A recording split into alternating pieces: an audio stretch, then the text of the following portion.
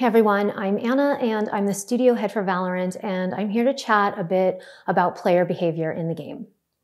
Since launching Val, especially with the addition of voice comms, we've known that fighting in-game harassment was going to be both something we needed to prioritize and also would be one of the most challenging issues that we would face. We've been working on systems and technologies, and we actually have been making a lot of progress, but having large global player communities presents unique challenges. Evolving challenges. So we have to be ready and willing to re-examine things and hold ourselves accountable when things are not meeting our community's expectations. And that's exactly what we've been doing. I've spent the last couple of weeks reviewing player logs, looking at penalty escalation paths, discussing player behavior philosophies, seeing where they're working and where we absolutely need to do better. It's not the first time I've had to do this. It will not be the last. It's important work, but it's not always easy work.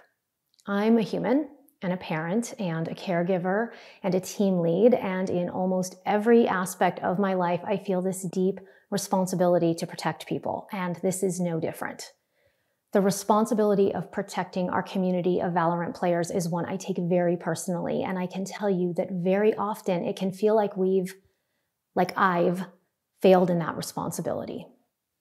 Player behavior is a complex problem space. Our systems cannot catch everything. They require constant attention and tweaking and improvement. Sometimes it has to be painfully manual or dependent on our players reporting things and our processes staying well tuned. And sometimes tech that has the potential to be a game changer takes longer than you want to work.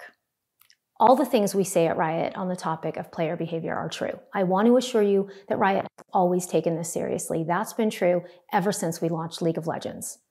But at the end of the day, there are still some people in this world who want to take out their insecurity or their bad day or their hate or their whatever on some stranger through their computer screen. So we work harder, we take steps forward, but here's the part I can't shake. In almost all cases, someone gets hurt in the process of making these systems better.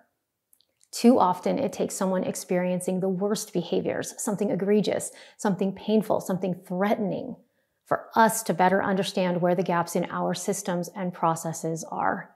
And that's exactly what we're experiencing and addressing right now. But I also want to make sure that I say this out loud.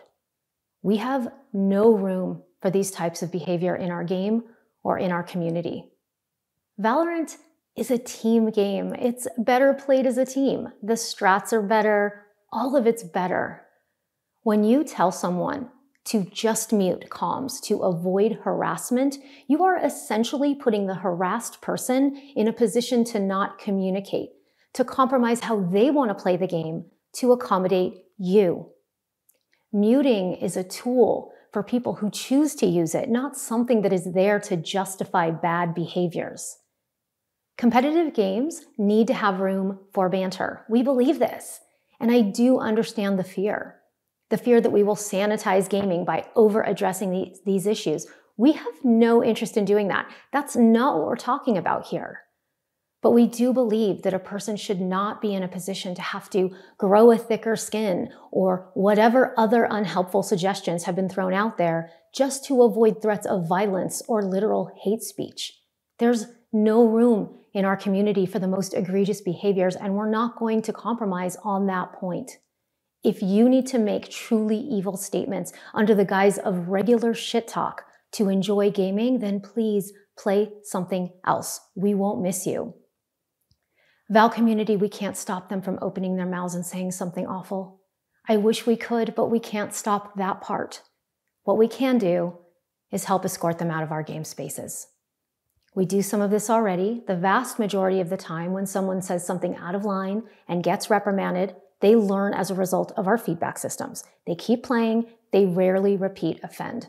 The number of players who exhibit these behaviors are not the majority, I assure you. In fact, they are a very small fraction of our player base. However, it has definitely become clear to us that our existing penalties are not doing enough right now to remove the most disruptive players from Valorant in an efficient manner. So here's what we're going to do. First, over the next 30 days, we'll be finalizing updates to our existing policies. This will allow us to issue more severe penalties and faster, with a focus on the most severe behaviors, things like hate speech, severe sexual content, and threats of violence, which have no room in our game. And we will continue to adjust those categories when and where it's needed. Second, we need stronger tools to deal with a broader spectrum of harmful player behavior, and so we're introducing new actions. This will include penalties ranging from temporary bans to permanent bans, all the way up to and including hardware bans for our worst offenders. Hardware bans are an extreme form of punishment, so we will apply them only in the most extreme cases with clear evidence and manual review, similar to how it works with anti-cheat right now. Third, because we're making these changes, we anticipate there's going to be more reports that will require manual review, so we'll be beefing up the teams that are needed to support that. Fourth, we've been testing Riot voice evaluation systems in North America in English only for a while now. It's still in beta, but it's been working really well so far. Players who have been actioned upon by RVE have not reoffended at a 75% rate. This reduces the overall number of repeat offenders by a great deal.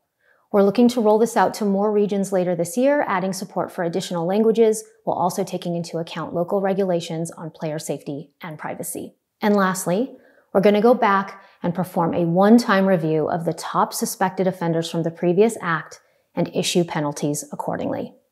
It's important to us that you can trust us with this, that when you get feedback from a report, that you can trust that something happened in a timely manner and with the right severity. I'm hopeful that these updates should be a positive step in earning that trust, and I don't think we should stop there. Penalties and punishments, they do work after the fact, but we do think there are ways that we can be more proactive, investing in systems and designs that create an environment where things like comms harassment are less likely to happen in the first place. So more on that to come.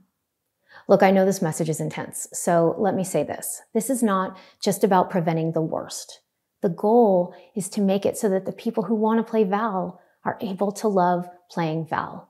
It's about promoting the best in each of us. It's about ensuring that people can share in the joy of the matches won and the tough losses and the amazing feeling of community that gaming can create.